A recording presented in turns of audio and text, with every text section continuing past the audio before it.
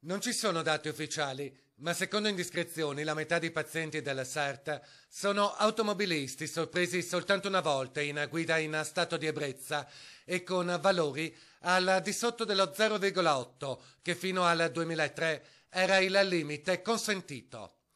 Anche per questo i capigruppo in Consiglio regionale della Lega Nord e del PDL, rispettivamente Federico Caner e Dario Bonda, hanno avanzato una proposta che sta facendo discutere. Risparmiare a chi sbaglia per la prima volta e di poco quel trattamento che viene riservato ai tossicodipendenti. Non può questa gente, a qualsiasi livello di età, subire una angheria spropositata.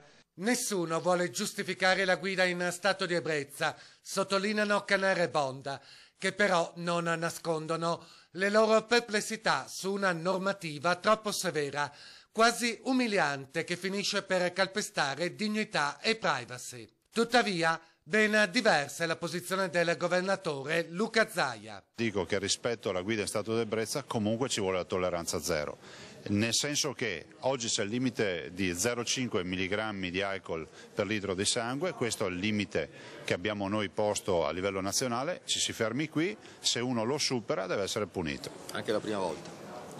C'è sempre una prima volta.